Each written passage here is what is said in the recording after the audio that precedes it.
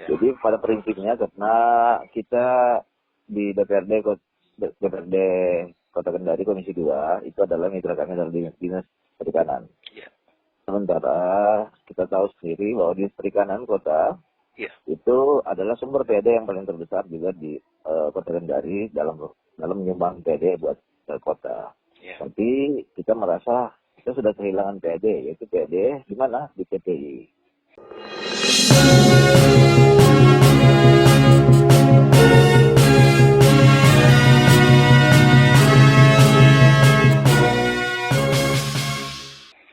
PTI seluruh itu akan diserahkan kepada provinsi sesuai dengan peraturan Kemendagri bahwa sudah bukan lagi pengelolaannya di kota, tapi diserahkan kepada provinsi sehingga kita kehilangan hampir 1,3 miliar PAD kita.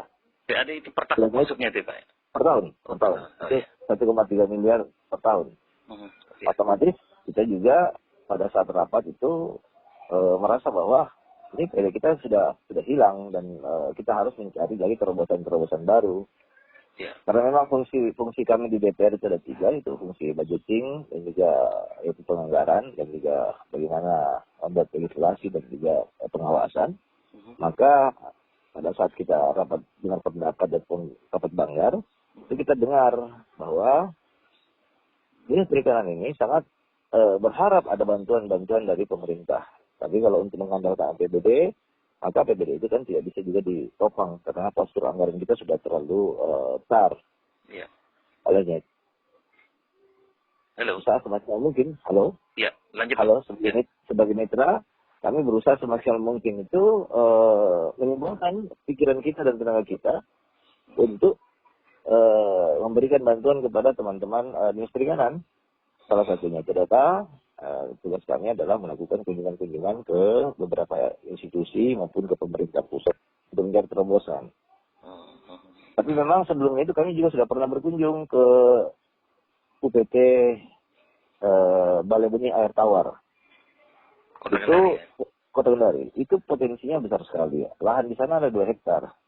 Tapi tidak dikelola secara baik. Sementara sumber PAD di situ hanya sekitar 15 juta per tahun. Dengan lahan 2 hektar itu SDM-nya juga 3 orang. Itu yang membuat jadi kami DPR mengkritisi bahwa pemerintah kota ini harus serius dalam hal setiap mencari PAD karena kita sudah kehilangan PAD. Olehnya itu saya melakukan terobosan, saya tanya sama Pak Kadis. Apapun nanti yang Pak Kadis keluhkan akan saya bantu untuk bagaimana mencari solusi di APBN. Nah, pada saat kami minta Pak Kadis supaya membuat satu proposal yang kami akan bawa ke kementerian melalui Dirjen Budidaya. Yeah. Karena pernah juga kami ke Dirjen Tangkap, itu alhamdulillah Kota Kendari itu mendapatkan alokasi bantuan kapal. 2021 ini Pak? Tidak, yang kalau waktu kapal itu 2020 kami lobby di pusat dan alhamdulillah 2021 itu dianggarkan. Dan teman-teman DPR itu karena kebetulan dirjennya itu adalah teman saya waktu kuliah di kampus, Dirjen Tangkap Pak Sulfikar, itu ngobrol semua sama teman-teman DPR yang saya bawa. Situ ada Pak Lawama, ada Pak Arwin, ada Pak Sarbudin. Kita ngobrol di kantin itu dan Pak Dirjen sudah janji. Dan terrealisasi itu dilihat sendiri bahwa alokasi bantuan ke Kota Kendari itu ada kapal yang 5 GT atau 3 GT. Intinya kami tidak tahu lagi secara teknis bantuan itu sudah tersalurkan melalui kota. Kami hanya tugas kami di DPR aja bagaimana melobikan saja pemerintah kota sehingga mereka bisa tidak mengandalkan lagi APBD tapi menggunakan APBN.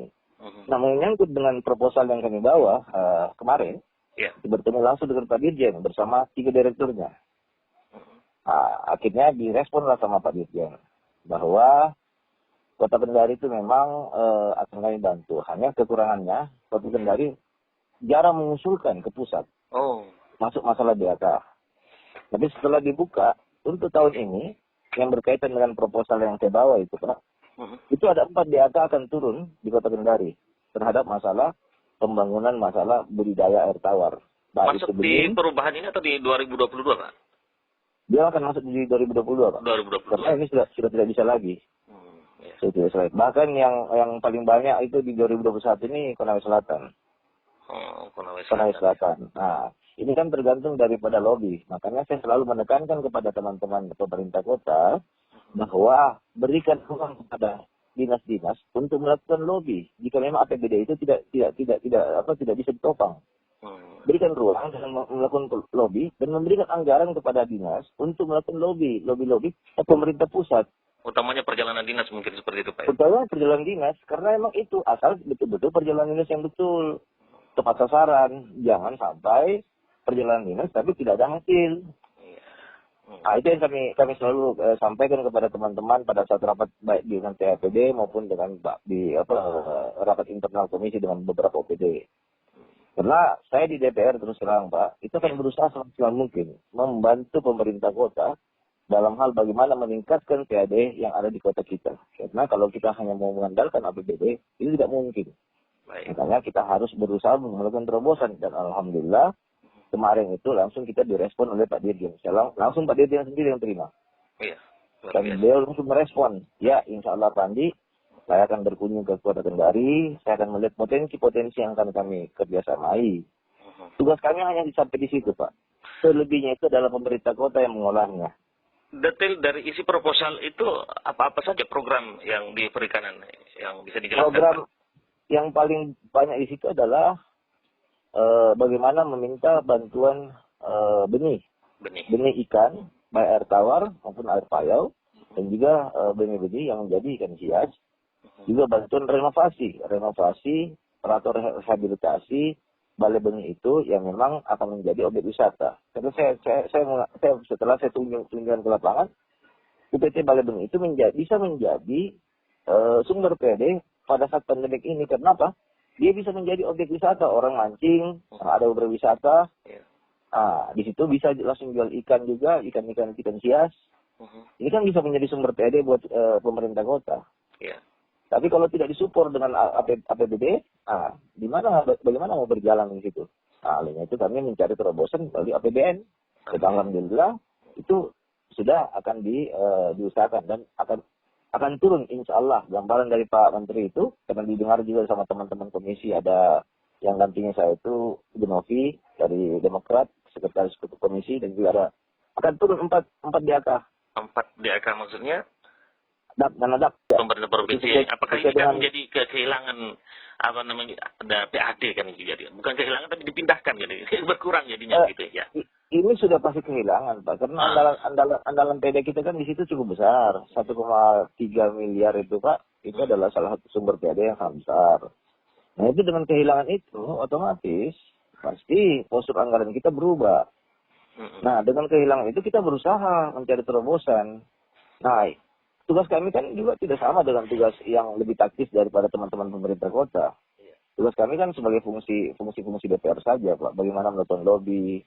Nah, dengan lobby-lobby itulah yang kita berharap ada output yang dihasilkan untuk pemerintah kota. Nah, TPI ini, Pak, sebenarnya cikal bakalnya itu dulu memang sudah banyak bantuan dari pemerintah pusat. Tapi karena sudah ada kritik juga dari pemerintah pusat bahwa TPI ini diperuntukkan untuk pasar higienis. Pasar higienis ya. Pasar higienis memang. Itu yang dikatakan oleh Pak Dirjen tangkap itu hari, bahwa mereka membantu TPI ini peruntukannya untuk pasar higienis. Bukan masukkan penjual-penjual sayur, bukan dalam masukkan pedagang-pedagang yang memang sudah tidak steril lagi. Maka muncul juga kekecewaan dari kementerian bahwa ini sudah lain peruntukannya. Olehnya itu, supporting dari pusat lagi sudah tidak terlalu masif. Nah, itulah yang kami sesali. Dan kami juga sebagai DPR sudah memberitahu kepada pemerintah kota, kenapa sampai beralih fungsi. Karena awal mulanya itu kan dapat supporting dari pemerintah pusat. Dengan perbaikan renovasi kemarin itu, TPI itu kan bantuan dari pemerintah pusat. Nah, sekarang setelah itu mereka sudah tidak mau lagi karena sudah keluar daripada mekanisme. Baik. Nah, Pak, itu, Pak. Ketua Komisi DPRD Kota Kendari Komisi 2 Pak Insinyur Andi Sulaiman, mungkin bisa juga kembali dijelaskan terkait dengan upaya DPRD bersama dinas untuk menggenjot PAD melalui kerjasama dan melobi ke kementerian tadi. Nah, tadi kita singgung terkait dengan dana perjalanan dinas itu.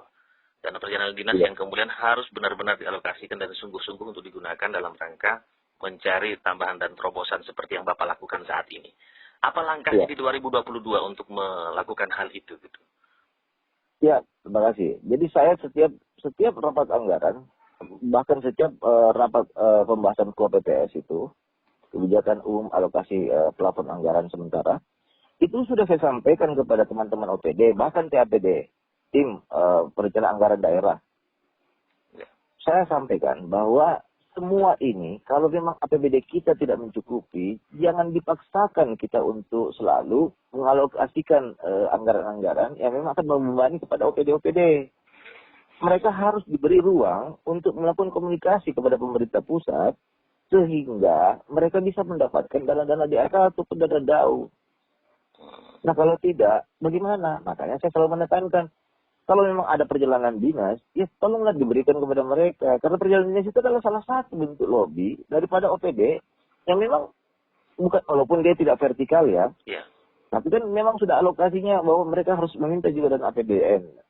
Nah kadang-kadang kita kan tidak ngerti, lebih berlomba-lomba seluruh kabupaten kota dan provinsi datang ke pusat itu untuk mencari terobosan. Nah kalau kita tidak mencari terobosan, hanya APBD yang kita kutak-atik, itu kan setengah mati kita. Makanya fungsi saya di DPR sebagai ketua komisi selalu mencari, memberikan gambaran kepada teman-teman OPD apa hambatannya, apa hal-hal yang terganjal di dalam OPD-nya sehingga terobosan itu tidak bisa dilakukan, apalagi dengan kondisi pandemi ini. Makanya saya selalu melakukan, kalau melakukan satu perjalanan dinas itu harus saya tepat sasaran, Pak.